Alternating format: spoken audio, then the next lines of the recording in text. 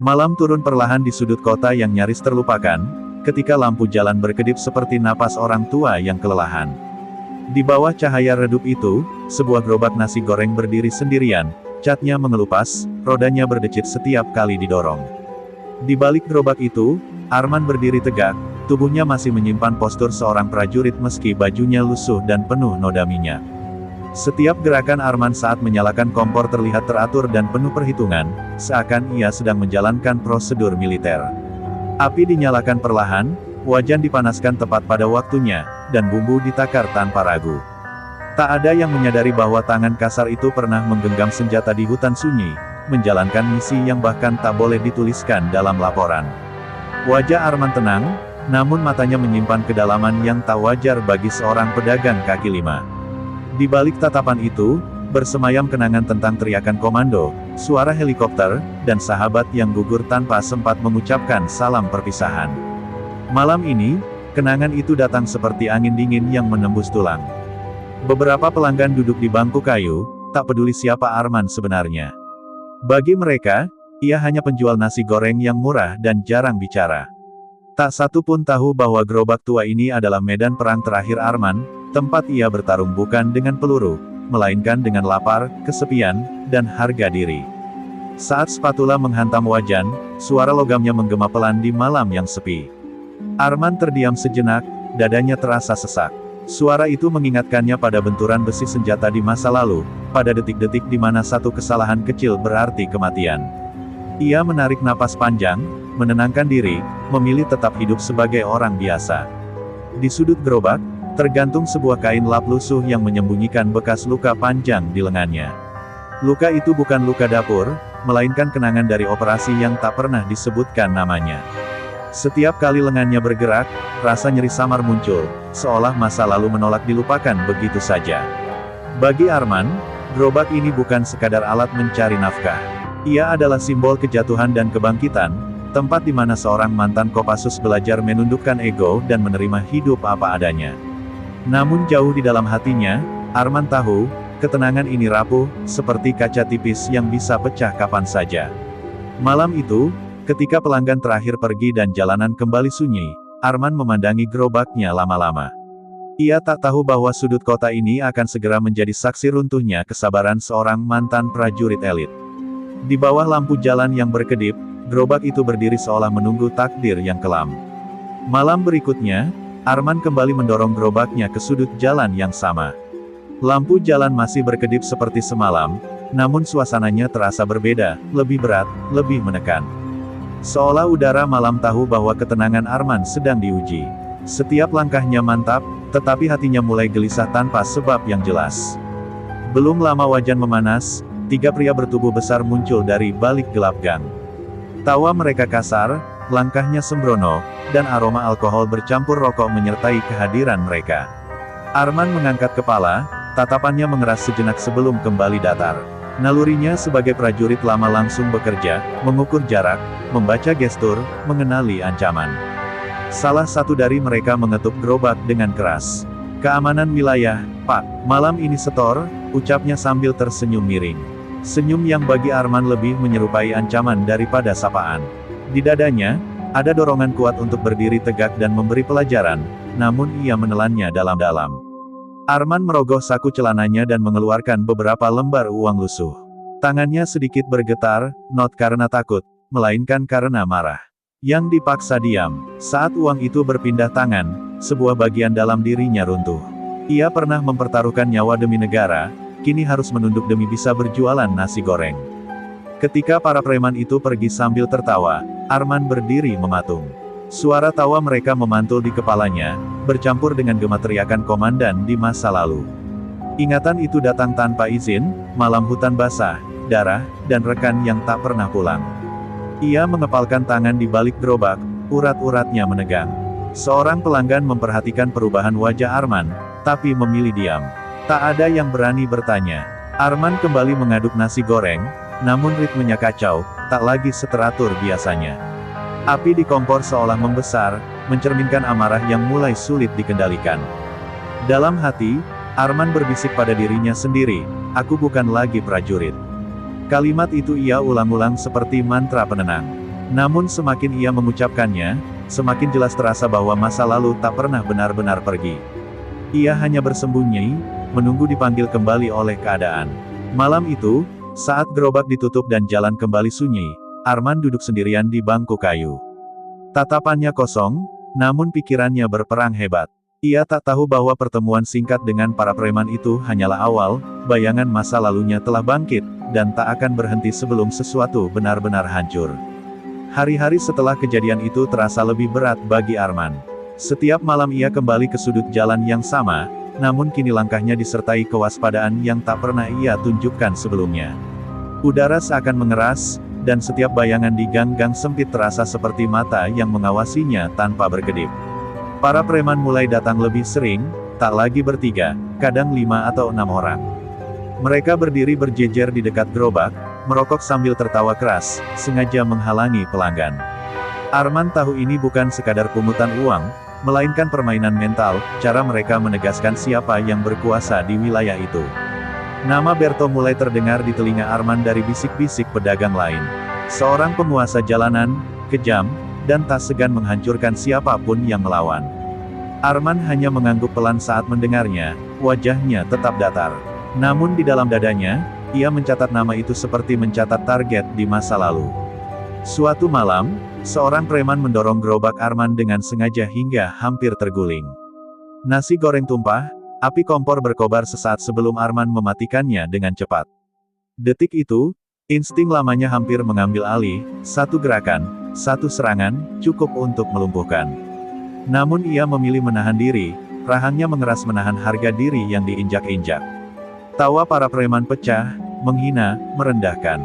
Kalau nggak kuat, minggir aja, Pak Tua, salah satu dari mereka mengejek. Arman menunduk, bukan karena kalah, melainkan karena ia tahu, perang yang sesungguhnya tidak selalu dimulai dengan pukulan. Seiring waktu, pelanggan mulai berkurang. Orang-orang takut singgah, takut terlibat masalah.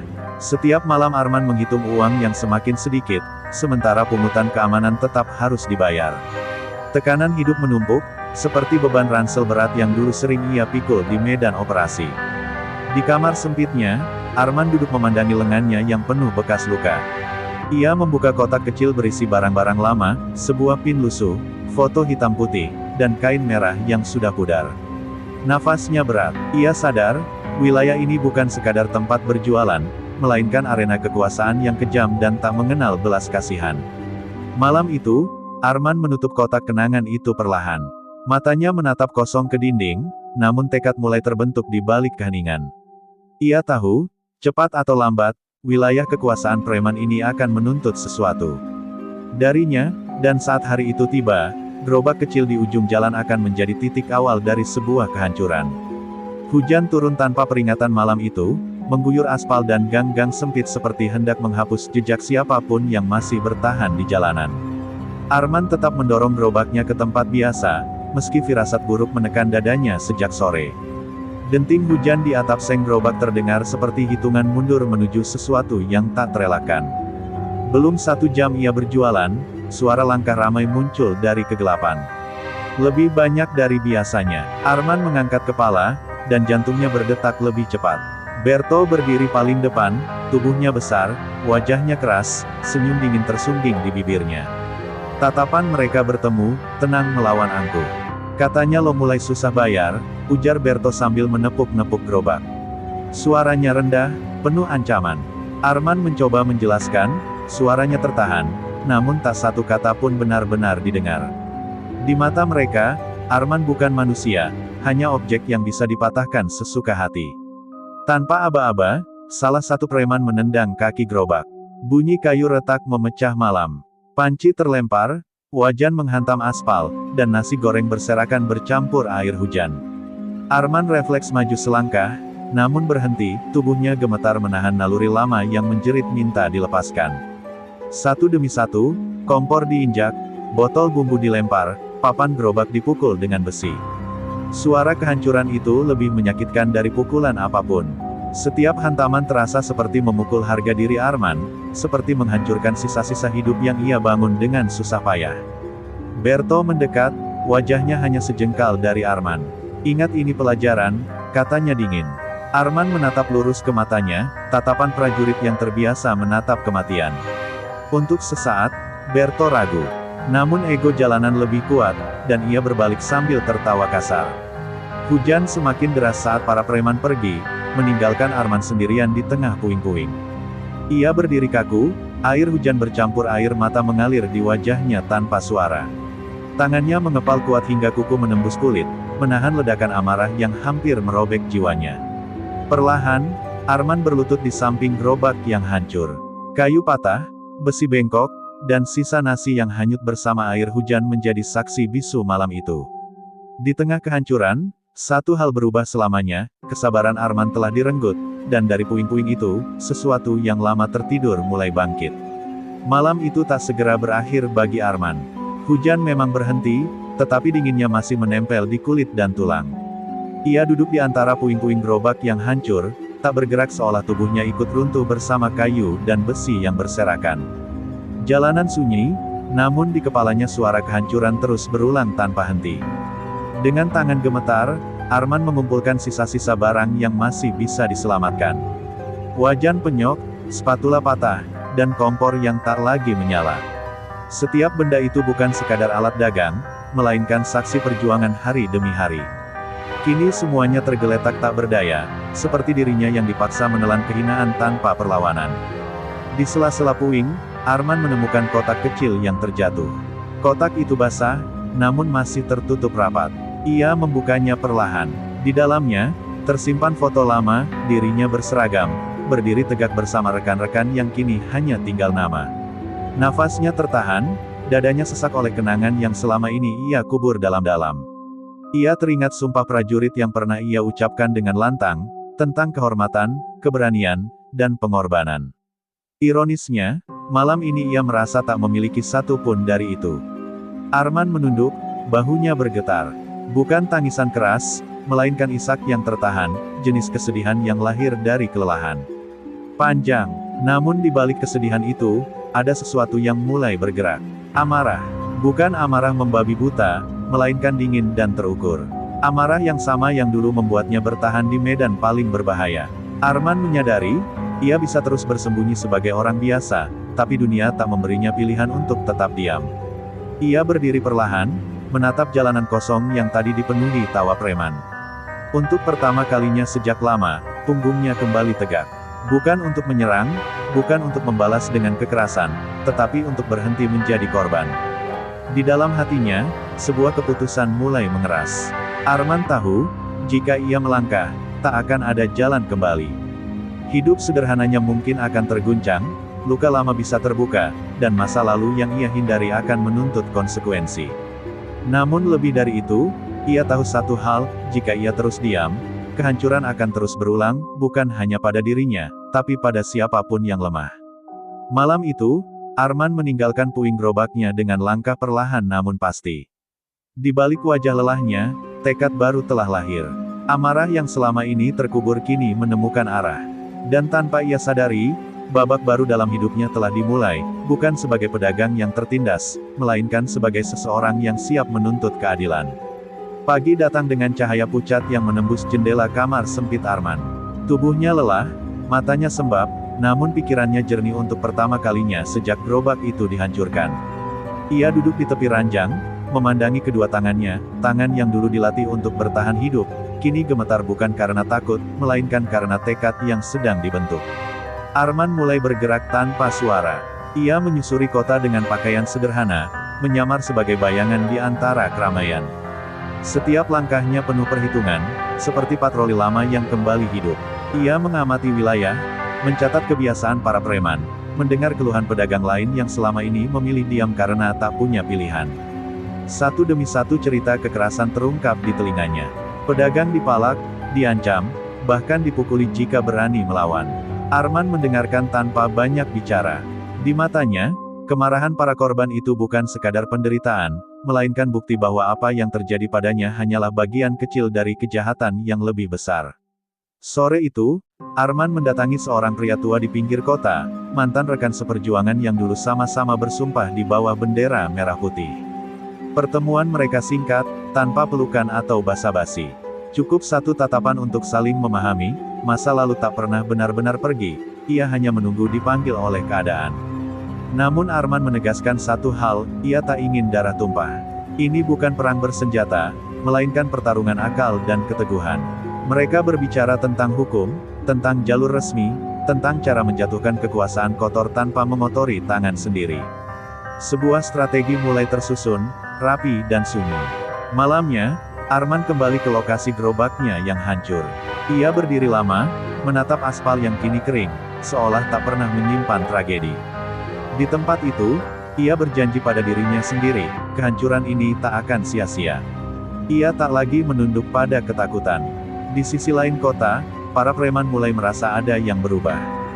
Bisnis mereka terganggu, laporan warga meningkat, dan tekanan mulai terasa dari arah yang tak mereka pahami. Berto menganggapnya kebetulan, tak sadar bahwa seseorang yang pernah ia rendahkan sedang menyusun langkah dengan kesabaran mematikan. Malam itu, Arman menutup hari dengan duduk tenang di kamarnya. Ia menatap langit-langit, menarik napas panjang. Sang komando yang dulu ia kubur kini bangkit, bukan dengan senjata, melainkan dengan kecerdasan, disiplin, dan keberanian untuk melawan ketidakadilan. Dan, roda takdir telah mulai berputar ke arah yang tak bisa dihentikan. Perubahan itu terasa pelan namun pasti. Jalanan yang biasanya dikuasai tawa kasar para preman kini dipenuhi bisik-bisik warga. Pedagang mulai berani menatap lurus, tak lagi menunduk sepenuhnya. Arman mengamati semua itu dari kejauhan, tenang, seolah hanya penonton, padahal setiap denyut perubahan adalah hasil langkah yang ia susun dengan sabar. Laporan demi laporan masuk ke kantor polisi. Bukan laporan emosional, melainkan rapi, lengkap, dan saling menguatkan. Jam operasional ilegal terganggu, pungutan mendadak hilang, dan beberapa anak buah Berto mulai gelisah. Mereka merasa diawasi, meski tak tahu oleh siapa. Ketakutan mulai merayap, pelan tapi mematikan. Berto merasakan tekanan itu pertama kali saat seorang pedagang berani menolak setor. Wajahnya merah oleh amarah, namun pukulan yang biasa ia andalkan kini tak lagi semudah dulu. Terlalu banyak mata yang memperhatikan. Terlalu banyak bukti yang bisa berbicara. Kekuasaan jalanan yang ia banggakan mulai goyah.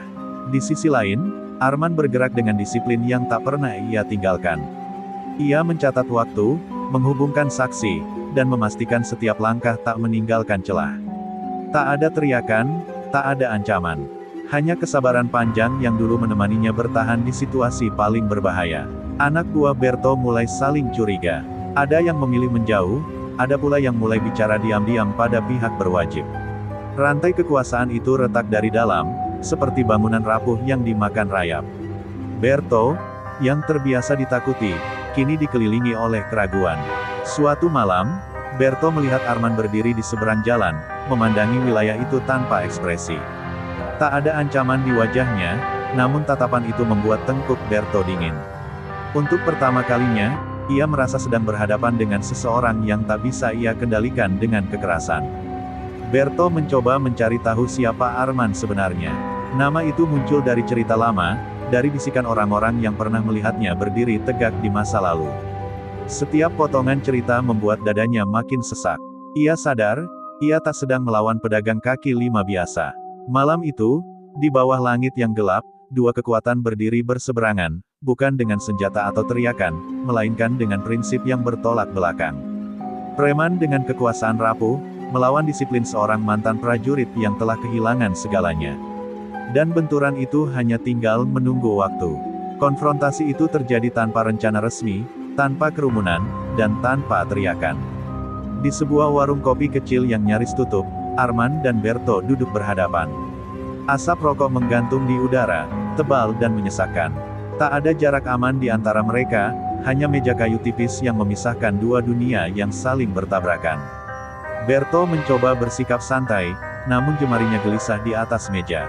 Ia menatap Arman lebih lama dari yang seharusnya, seakan mencari celah untuk menekan. Namun yang ia temui hanyalah ketenangan dingin, ketenangan yang tak lahir dari keberanian palsu, melainkan dari pengalaman panjang menghadapi rasa takut. "Apa maumu sebenarnya?" tanya Berto akhirnya, suaranya lebih rendah dari biasanya. Tak ada ancaman di sana, hanya kelelahan dan rasa curiga. Arman menghela napas pelan. "Aku cuma ingin hidup tenang," jawabnya. Kalimat sederhana itu justru terasa seperti tamparan bagi Berto. Perlahan, Arman berbicara tentang masa lalunya, bukan dengan kebanggaan, melainkan kejujuran yang pahit. Tentang sumpah, tentang kehilangan, dan tentang pilihan untuk hidup sebagai orang biasa. Ia tak menyebut nama satuan dengan lantang, tapi cukup bagi Berto untuk memahami siapa yang duduk di hadapannya. Wajah Berto berubah. Kesombongan yang biasa ia kenakan runtuh satu persatu. Ia teringat cerita lama, tentang prajurit yang tak pernah mundur, tentang disiplin yang tak bisa dibeli dengan uang atau kekerasan. Untuk pertama kalinya, Berto merasa kecil, bukan karena ancaman fisik, tapi karena kesadaran. Aku bukan musuhmu, lanjut Arman tenang. Tapi kalau kau terus hidup dari menghancurkan orang lain, cepat atau lambat semuanya akan berbalik. Kata-kata itu tak diucapkan sebagai peringatan, melainkan sebagai kenyataan yang tak bisa dihindari. Berto menunduk, rokoknya padam sendiri di asbak. Di benaknya, semua tekanan beberapa minggu terakhir kini masuk akal. Ia sadar, ia telah memilih target yang salah, bukan karena Arman lebih kuat, tapi karena Arman lebih teguh. Pengakuan itu tak terucap, namun terasa jelas di udara. Saat mereka berpisah, tak ada jabat tangan, tak ada janji damai. Namun satu hal berubah selamanya. Berto pergi dengan langkah berat, sementara Arman melangkah keluar warung dengan dada lebih lapang. Pengakuan telah terjadi, bukan di hadapan hukum, tapi di hadapan nurani. Dan akhir dari semuanya kini tinggal selangkah lagi. Setelah pertemuan di warung kopi itu, keadaan berubah cepat. Jalanan yang dulu sunyi oleh ketakutan kini dipenuhi bisik keberanian. Para pedagang mulai berbicara terbuka, seolah ada beban lama yang akhirnya dilepaskan. Arman tak pernah muncul sebagai pemimpin, namun kehadirannya terasa di setiap langkah perubahan itu. Laporan resmi yang selama ini terpendam akhirnya mengalir deras. Bukti-bukti yang dikumpulkan dengan rapi mulai bergerak seperti gelombang yang tak bisa dibendung. Aparat turun ke lapangan dengan wajah serius. Wilayah yang dulu dikuasai tawa kasar para preman kini diselimuti ketegangan yang berbeda, ketegangan menunggu keadilan. Anak buah Berto satu persatu ditangkap. Beberapa melawan, sebagian menyerah tanpa perlawanan. Rantai kekuasaan jalanan runtuh cepat, rapuh karena dibangun di atas ketakutan. Nama Berto mulai disebut-sebut bukan sebagai penguasa, melainkan sebagai tersangka. Berto sendiri bertahan sampai akhir, bersembunyi di balik tembok angkuhnya. Namun saat pintu akhirnya diketuk aparat, ia tahu permainan telah usai. Tatapannya kosong, bukan marah, melainkan lelah. Di benaknya, terngiang kembali kata-kata Arman, tentang sesuatu yang cepat atau lambat akan berbalik. Di sudut kota, Arman menyaksikan semua itu dari kejauhan. Tak ada senyum kemenangan di wajahnya, tak ada rasa puas yang meledak. Yang ada hanya kelegaan sunyi. Ia tahu, ini bukan balas dendam, melainkan akhir dari siklus penindasan yang terlalu lama dibiarkan. Warga sekitar mulai berkumpul, saling menguatkan, saling menyapa tanpa rasa takut. Anak-anak kembali bermain di gang-gang, pedagang membuka lapak dengan lebih tenang. Jalanan yang dulu menjadi simbol kekuasaan preman kini berubah menjadi ruang hidup bersama. Seseorang menepuk bahu Arman dan mengucapkan terima kasih. Arman hanya mengangguk pelan. Ia tak pernah meminta pengakuan. Baginya, kemenangan sejati bukan ketika musuh jatuh, melainkan ketika orang-orang kecil bisa berdiri tanpa rasa takut. Malam itu, Arman berjalan pulang melewati jalan yang kini terasa asing karena tenang. Langkahnya ringan, namun pikirannya melayang ke satu hal yang belum selesai. Keadilan telah berjalan, tapi hidup harus terus dibangun. Dan di ujung malam itu, sebuah awal baru mulai menanti. Pagi itu, matahari terbit dengan warna yang berbeda bagi Arman. Cahaya keemasan menyentuh gang sempit tempat ia dulu berdiri sendirian bersama gerobaknya yang hancur. Kini, jalan itu terasa lebih luas, lebih bernapas, seolah kota ikut memberi ruang bagi seseorang yang telah lama menahan beban hidupnya dalam diam. Di sudut jalan yang sama, sebuah gerobak baru berdiri. Tidak mewah, tidak besar, namun kokoh. Kayunya masih berbau baru, rodanya berputar tanpa suara berdecit. Gerobak itu bukan hasil belas kasihan, melainkan gotong royong warga, orang-orang yang dulu tak berani bersuara, kini memilih berdiri bersama. Arman menyentuh permukaan gerobak itu perlahan, seolah memastikan semua ini nyata. Dadanya terasa hangat, matanya basah namun wajahnya tetap tenang. Ia tak lagi merasa sendirian. Untuk pertama kalinya sejak lama, hidup tak terasa seperti medan yang harus ia hadapi sendirian. Saat kompor dinyalakan, api menyala stabil. Bunyi wajan tak lagi memicu kenangan pahit, melainkan irama awal yang baru. Arman memasak dengan gerakan yang kembali teratur, disiplin lama yang kini berpadu dengan ketenangan batin. Ia bukan lagi prajurit di medan perang, tapi penjaga ketertiban dalam bentuk yang paling sederhana. Pelanggan mulai berdatangan. Senyum, sapaan, dan tawa kecil mengisi udara. Tak ada rasa takut, tak ada tatapan waspada. Di antara keramaian itu, Arman menyadari bahwa kemenangan sejati bukan tentang menjatuhkan siapapun, melainkan tentang mengembalikan rasa aman yang sempat dirampas.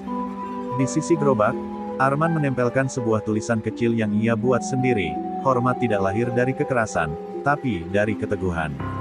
Tulisan itu sederhana, namun mencerminkan seluruh perjalanan hidupnya, dari medan tempur, kehancuran, hingga berdiri kembali tanpa dendam. Saat malam turun, lampu jalan kembali menyala. Kali ini tak berkedip, seolah ikut menghormati ketenangan yang tercipta. Arman berdiri di balik gerobaknya, menatap jalanan yang dulu kejam, kini bersahabat. Luka-luka lama mungkin tak pernah benar-benar hilang, tapi ia telah belajar hidup berdampingan dengannya. Di ujung malam, ketika pelanggan terakhir pergi dan aroma nasi goreng masih menggantung di udara, Arman tersenyum tipis. Hidup memang tak pernah memberinya jalan mudah, tapi ia telah memilih untuk tetap berdiri, tanpa kekerasan, tanpa kebencian. Dan di gerobak sederhana itu, seorang mantan Kopassus menemukan kemenangan paling manusiawi, hidup dengan martabat.